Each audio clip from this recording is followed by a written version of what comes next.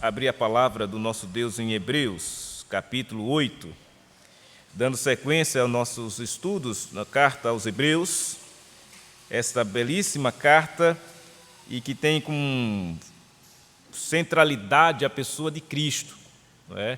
O que nós temos visto desde o início da carta é ele mostrar a importância de Cristo, o trabalho de Cristo, o que ele fez, o que ele está a fazer para cumprir as promessas feitas do Antigo Testamento.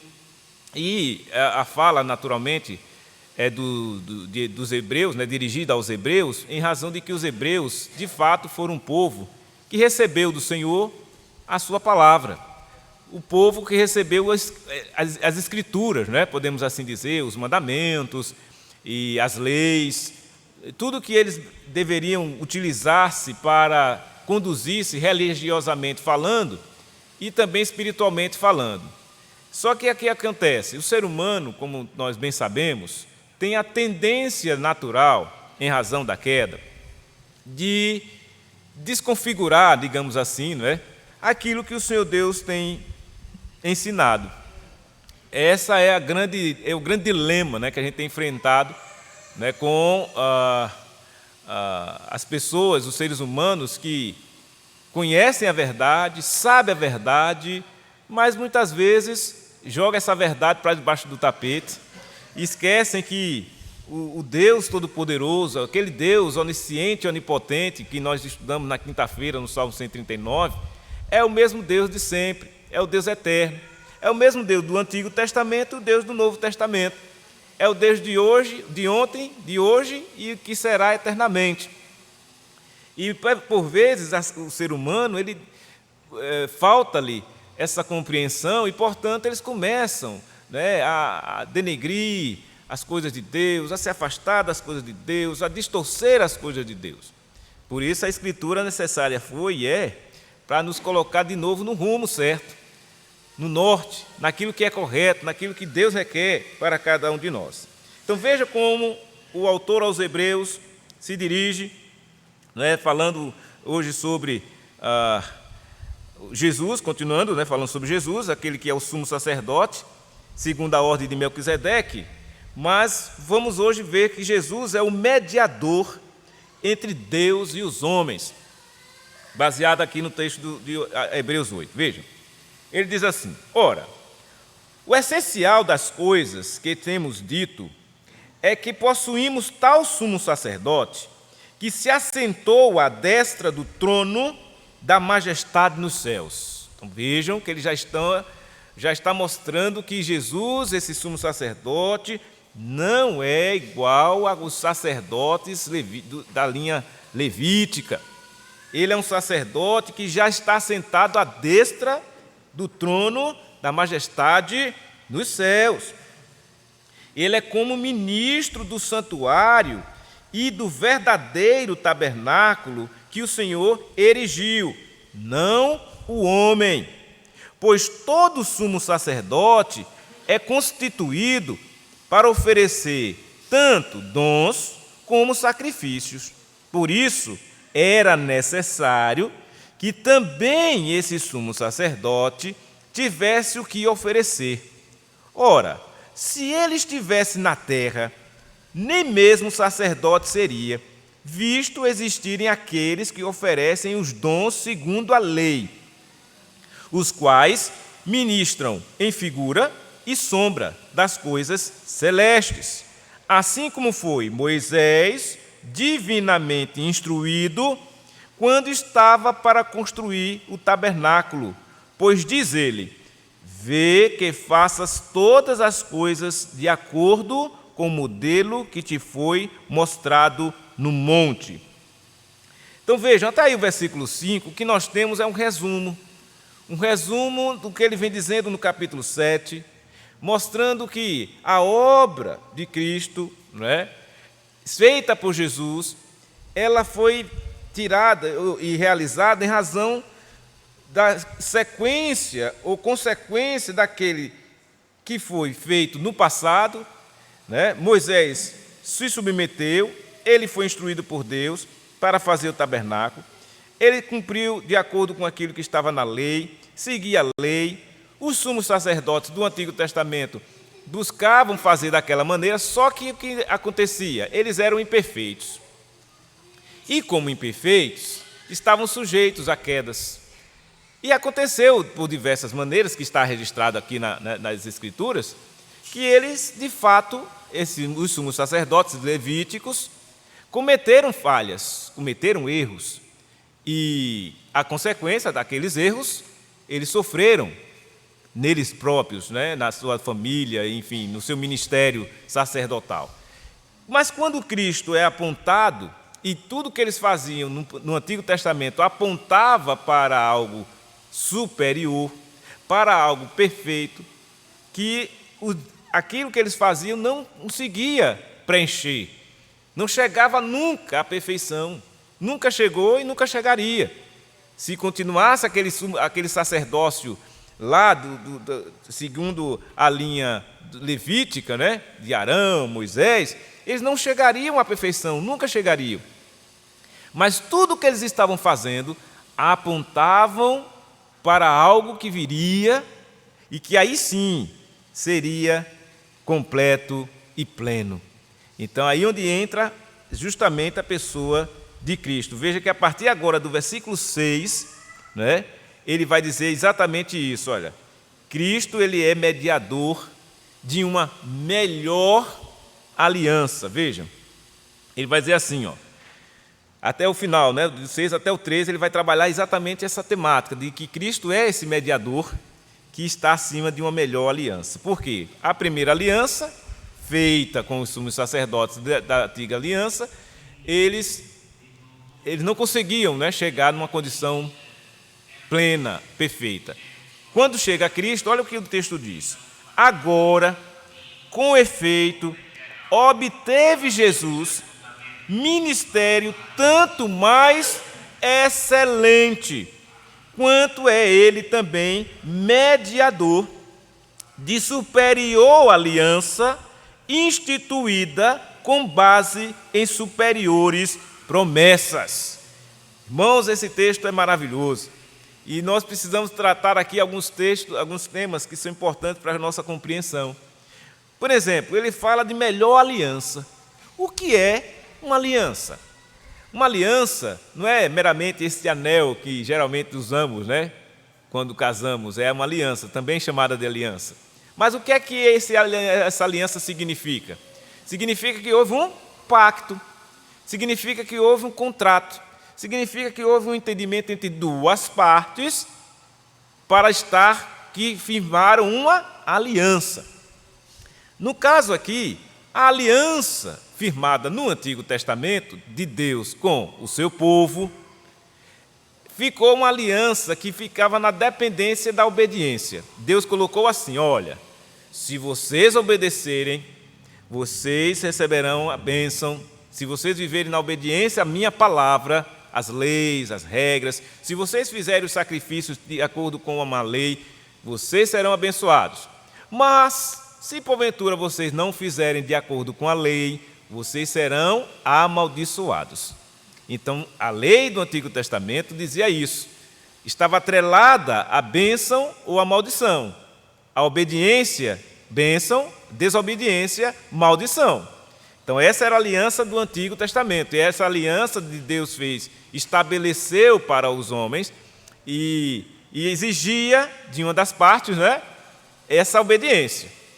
Já a aliança que é feita por Jesus, ou com Deus Pai, ele estabelece uma aliança em onde ele sabe que aqueles que são alvo da aliança, que é o seu povo, eles não têm condições de cumprir. Eles não têm como atender à exigência dessa contrato, dessa aliança, desse pacto. Aí o que é que Deus faz? Ele já estabelece essa aliança com Cristo e garante o cumprimento dessa aliança. E ao cumprir esse pacto de Deus com o homem, o próprio Deus assim estabelecendo, vem uma certeza: vai se cumprir. Não vai haver falha, não vai haver erro, não vai haver nenhuma consequência, digamos assim, porque não depende da parte humana. É uma coisa que foi estabelecida pela parte divina. Deus resolveu nos salvar. Deus, através do seu Filho, do sacrifício do seu Filho, aquilo que os sacrifícios do Antigo Testamento nunca puderam fazer, o sacrifício de Cristo veio fazer. Salvar o seu povo dos pecados. Os sacrifícios do Antigo Testamento eram feitos exatamente para fazer o quê? Apagar, perdoar os pecados cometidos. Mas o que é que acontecia? Era um sacrifício falho, porque os homens tinham que estar sempre fazendo, para obter o perdão. Agora, com o sacrifício de Cristo, é pleno. Por isso que, como é que eu faço para hoje estar ciente ou consciente de que estou perdoado dos meus pecados, que outrora pratiquei, que ainda pratico e pelos que ainda praticarei até a volta de Cristo? É necessário que esteja nessa aliança, melhor aliança, que veio agora através de Cristo, porque Jesus é o mediador. Essa aliança, ela é necessária. E por que ela é necessária, essa nova aliança? Porque a antiga não supre. A antiga não tem a capacidade de lhe dar a redenção. A antiga não tem essa condição, então é necessário uma nova e melhor e superior aliança. E ele diz claramente que o ministério de Jesus é mais excelente, e quanto é ele também mediador. Jesus é o mediador de superior aliança, que é instituída com base em superiores promessas. Está vendo? Até as promessas desta aliança, desta melhor aliança, é superior. Ou seja, não é uma promessa meramente humana, não é uma promessa meramente de prosperidade aqui na terra, que estava atrelada na antiga aliança, né? Se o povo também fosse obediente, o povo seria próspero. Se o povo andasse nos caminhos do Senhor, o povo receberia, né, bênçãos, tanto materiais quanto espirituais. Nós ainda recebemos bênçãos tanto materiais quanto espirituais. Só que, diferentemente daquela, essas promessas são infinitamente mais superior. E aí a gente pode fazer a seguinte pergunta: tal aliança foi alguma vez prometida? Esta aliança de ser melhor, né, foi alguma vez prometida, mesmo no Antigo Testamento? Foi. Abra sua Bíblia lá em Jeremias, por exemplo. Jeremias 31. Veja o que diz a palavra. Veja, Antigo Testamento ainda, hein? Ele diz assim, Jeremias 31, a partir do 31, ele diz assim, ó: eis aí vem dias, diz o Senhor, em que firmarei nova aliança. Olha aí, Antigo Testamento, profeta Jeremias já falando de uma nova aliança com a casa de Israel e com a casa de Judá. Não conforme a aliança que fiz com seus pais, no dia em que os tomei pela mão para os tirar da terra do Egito, porquanto eles anularam a minha aliança. Não obstante, eu os haver desposado, diz o Senhor. Porque esta é a aliança que firmarei com a casa de Israel, depois daqueles dias, diz o Senhor. Na mente lhes imprimirei as minhas leis, também no coração las escreverei. Eu serei o seu Deus, e eles serão o meu povo. Não ensinará jamais cada um ao seu próximo, nem cada um ao seu irmão, dizendo: conhece ao Senhor, porque todos me conhecerão, desde o menor até o maior deles, diz o Senhor. Pois perdoarei as suas iniquidades, e dos seus pecados jamais me lembrarei. E assim diz o Senhor, que dá o sol para a luz do dia, e as leis fixas a lua, e as estrelas para a luz da noite, que agita o mar e faz bramir as suas ondas. Senhor dos exércitos é o seu nome. Se falharem estas leis fixas diante de mim, diz o Senhor, deixará também a descendência de Israel de ser uma nação diante de mim para sempre. Assim diz o Senhor, se puderem ser medidos nos céus, lá em cima, e sondados os fundamentos da terra cá embaixo, então eu rejeitarei toda a descendência de Israel, por tudo quanto fizeram, diz o Senhor. Eis que vem dias, diz o Senhor, em que esta cidade será reedificada para o Senhor, desde a torre de Ananel até a porta da esquina. O cordel de medir estender-se-á para diante até o outeiro de Garebe, e virar-se-á para a Goa. Todo o vale dos cadáveres e da cinza, e todos os campos, até o ribeiro Cedron, até a esquina da porta dos cavalos para o oriente, serão consagrados ao Senhor. Esta Jerusalém jamais será desarraigada ou destruída. Vendo? O profeta Jeremias falando de uma nova aliança. Perceberam qual seria o critério para essa nova aliança? Ele diz: eu escreverei nos seus corações a minha palavra, na mente e no coração. Sabe o que significa isso?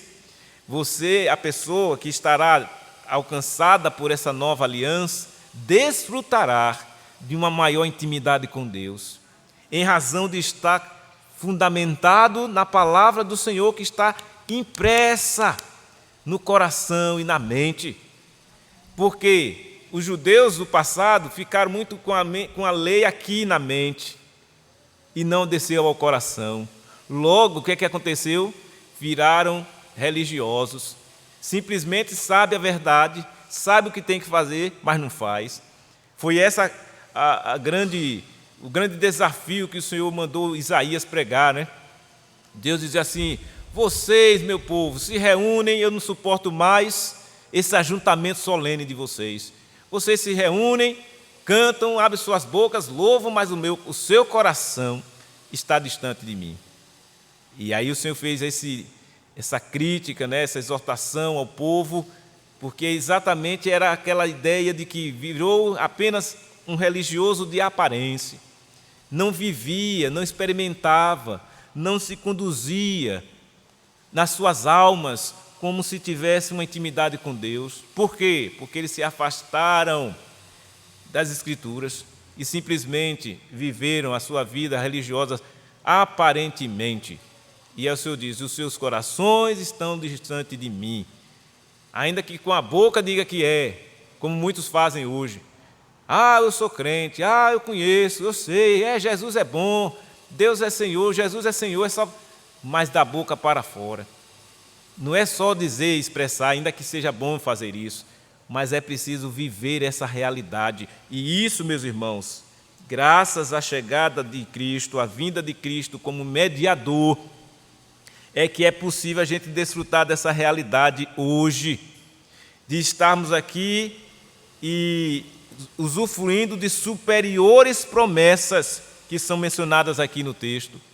Sabe por quê? Enquanto no Antigo Testamento o povo escolhido tinha pouca intimidade com Deus, se ficava limitado apenas aos rituais, aquilo que a lei exigia, eles iam lá e prestavam o sacrifício. No Novo Testamento, o crente tem o Espírito Santo de Deus em nós, Deus residindo em nós, no nosso coração. Vejam, irmãos, que profundidade. Seguindo o texto de Hebreus, ele diz assim: porque se aquela primeira aliança tivesse sido sem defeito, vejam só, de maneira alguma estaria sendo buscado um lugar para uma segunda. Se aquela aliança tivesse sido perfeita, estava ótimo, ninguém precisava estar aqui falando da necessidade de ter vindo mediador, de Jesus ter vindo, não, tudo estaria resolvido lá, mas não foi. E de fato, repreendendo-os, diz: eis aí vem dias, diz o Senhor, e firmarei nova aliança, aqui citando Jeremias, o texto que a gente leu, com a casa de Israel e com a casa de Judá, não segundo a aliança que fiz com seus pais, no dia em que os tomei pela mão, para os conduzir até fora da terra do Egito, pois eles não continuaram na minha aliança, e eu não atentei para eles, diz o Senhor. Está vendo? Não continuaram. E esse não continuar foi que levou veio o juízo de Deus sobre o povo. Todas as vezes que o juízo de Deus recaía sobre o povo, era em razão deles abandonarem a lei, deixarem de cumprir aquilo que a lei exigia. Por isso que a lei do Antigo Testamento, o pacto da Antiga Aliança, era imperfeito, mas apontava para uma aliança perfeita que veio com Cristo. Porque esta é a aliança, ele diz, que firmarei com a casa de Israel depois daqueles dias, diz o Senhor, na sua mente. Aí ele citando Jeremias, o texto que a gente leu. Na sua mente imprimirei as minhas leis, também sobre o seu coração as inscreverei, e eu serei o seu Deus, e eles serão o meu povo. Olha, meus irmãos, a relação agora é íntima. A relação de Deus com o seu povo, de pai com seus filhos. Essa é a relação que agora temos. Graças à pessoa de Cristo em nós, graças à obra que Cristo veio fazer. E ele continua dizendo assim: e não ensinará jamais cada um ao seu próximo, nem cada um ao seu irmão, dizendo, conhece o Senhor, porque todos me conhecerão, desde o menor deles até o maior. Vejam, a graça de Deus estendida às crianças, aos jovens, aos homens e mulheres, aos idosos. Todos os conhecerão. E por que será assim? Porque o Espírito Santo de Deus é que vem residir em nós, já habita em nós. Foi isso que Paulo nos ensinou quando escreveu a carta aos Coríntios, dizendo, por acaso não sabeis que sois santuário do Espírito Santo de Deus, que habita em vós? Vocês são a casa, a habitação do Espírito. Irmãos, isso é muito profundo.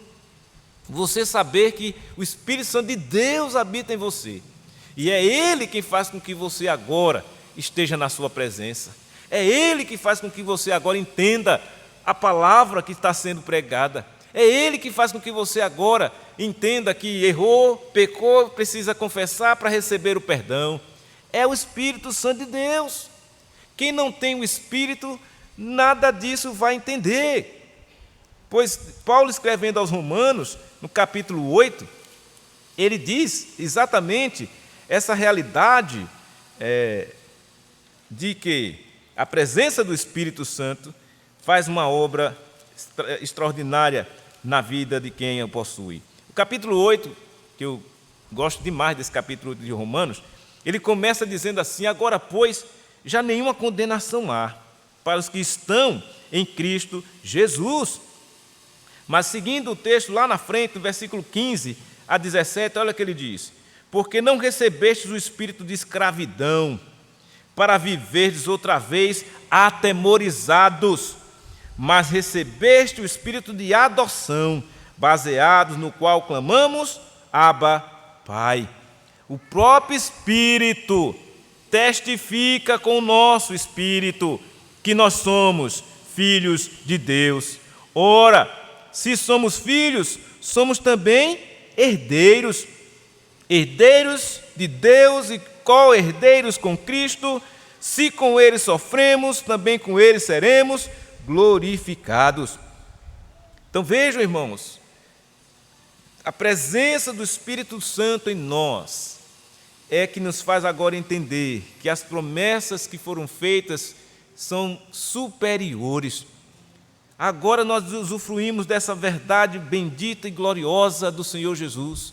Podemos hoje sair daqui, se já tínhamos essa certeza, sabermos que temos um mediador perfeito, um mediador que há de cumprir as suas promessas, que cantamos, por tudo que tem feito, por tudo que vais fazer, por tuas promessas e tudo que és, eu quero te agradecer. De fato, somos gratos a Deus e devemos ter essa gratidão sim a Jesus por tudo que Ele tem feito por nós. Devemos sim nos alegrar na presença do Senhor. Devemos sim desfrutar dessa alegria que hoje temos, em sabermos que agora podemos desfrutar de uma verdadeira liberdade. Não somos mais escravos, como outrora estávamos envolvidos e escravizados pelos nossos pecados. Cristo veio e nos libertou. Cristo veio e nos salvou. você agora pode e deve viver plenamente esta vida que Deus lhe deu. Não com medo, porque tira fora o medo. Não com tristeza, não com desesperança, mas cheio de esperança, cheio de alegria, cheio de gratidão pela obra que Cristo fez em nós, irmãos. Essa é a essência do Evangelho, é a necessidade que todo ser humano tem, é de Cristo. Se Cristo vos libertar, verdadeiramente sereis livres. E, portanto, só Cristo tem a palavra da vida eterna. Essa foi a expressão, não é, dos apóstolos, né? Quando, vamos abrir lá em João, né? João 6, quando na ocasião Jesus tinha feito a multiplicação dos pães, né, e peixes, alimentado muita gente, e aí muitos abandonaram Jesus, muitos dos discípulos, tendo ouvido as palavras de Jesus, disse assim, no versículo 60 do capítulo 6 de João: duro é este discurso, quem o pode ouvir? Mas Jesus, sabendo por si mesmo que eles murmuravam a respeito de suas palavras, interpelou-os: isto vos escandaliza? Que será, pois, se virdes o Filho do Homem subir para o lugar onde primeiro estava? O Espírito é o que vivifica, a carne para nada aproveita. As palavras que eu vos tenho dito são Espírito e são vida. Contudo, há descrentes entre vós, pois Jesus sabia, desde o princípio, quais eram os que não criam e quem o havia de trair. E prosseguiu: por causa disto é que vos tenho dito, ninguém poderá vir a mim, se pelo Pai não lhe for concedido. E à vista disso, muitos dos seus discípulos o abandonaram e já não andavam com ele. Então perguntou Jesus aos 12: porventura, quereis também vós outros retirar-vos? E respondeu Simão Pedro: Senhor, para quem iremos? Tu tens as palavras da vida eterna, e nós temos crido e conhecido que tu és o Santo de Deus. Só Jesus tem as palavras da vida eterna. E aqueles que assim se apropriam destas palavras têm a vida. Jesus é o caminho, a verdade e a vida. Ninguém vem ao Pai a não ser por Ele. Então, essa é a essência do Evangelho. A salvação de uma alma se dá exatamente quando ela crê naquilo que Jesus fez e naquilo que Jesus é. Foi Jesus quem veio em substituição da antiga aliança. Jesus que veio cumprir toda a lei para que pudesse agora colocar diante daqueles que estão no mundo: olha, agora o que você precisa fazer é crer no Senhor Jesus para ser salvo. E ele disse isso, né? João 1,12, que Jesus veio para o que era seus, os seus não receberam, os hebreus, mas a todos quanto receberam, deu-lhes o poder de serem feitos filhos de Deus, a saber, os que creem no seu nome. Todos quanto aqui creem no nome de Jesus são filhos de Deus. Os que não creem são criaturas de Deus. Os incrédulos, os descrentes ainda são criaturas de Deus, porque todos foram criados por Deus. Mas os que creem em Jesus são filhos de Deus. E como filhos de Deus, possuem o Espírito Santo dele em seus corações, em suas almas. E a presença do Espírito Santo em nós é que nos aquece a alma e que nos leva à palavra. O Espírito Santo vos guiará a toda a verdade, foi o que Jesus disse. Então, quando você está agora diante da palavra de Deus, desafiado em seu coração, aquecido a sua alma, você diz: glória a Deus, amém, aleluia, que maravilha, Deus fez essa obra. E você pode sair regozijado, feliz, saltitando de alegria. Olha que maravilha, eu estou agora salvo em Jesus. eu tenho agora felicidade em minha vida, esperança. Se eu estava desanimado, agora eu tenho motivo de se animar. Porque Jesus disse, olha, no mundo tereis aflições, mas tende bom ânimo. Porque eu venci o mundo, disse Jesus. Está vencido. Por isso que você não pode se deixar vencer pelo mundo. Você não pertence mais ao mundo, você pertence a Cristo, você pertence ao Senhor. E é assim que é formada a sua igreja. Aqui está o seu povo, parte do povo do Senhor, espalhado por todo esse mundo afora. Mas aqui está a igreja do Senhor Jesus. E Ele zela por esse povo. E, portanto, irmãos, que estejamos a viver com o coração grato diante de Deus, feliz na sua presença. E como igreja sejamos fervorosos e vigorosos em testemunhar desta obra que o Senhor tem feito em nosso coração. E assim, certamente, como nós estamos estudando em Atos dos Apóstolos, o Senhor estará acrescentando dia a dia os que vão sendo salvos, porque todos aqueles que se depararem com essa verdade do Evangelho e houver essa ação do Espírito Santo no seu coração, virá crendo no Senhor Jesus e virá adorar e servir ao Senhor com alegria. Que Deus assim nos abençoe e nos ajude na nossa caminhada cristã e que esse mediador que é Cristo, o nosso Senhor, esteja sempre a cada dia firmado em nossos corações. Vamos orar. Ó Deus bendito, Deus amado, louvado seja o teu nome, Senhor. E gratos somos, ó Pai, pela obra que o Senhor fez através do teu Filho Jesus Cristo, que veio a este mundo como o Salvador do seu povo.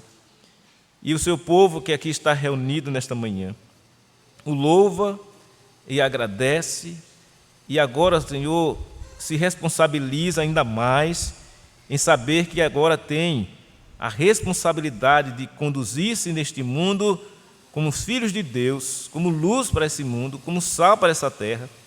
E para tal, Senhor, o Senhor nos deu o seu Espírito, que está em nós, para nos santificar, para nos trazer, ó Deus, a cada dia, a buscar verdadeiramente ao Senhor.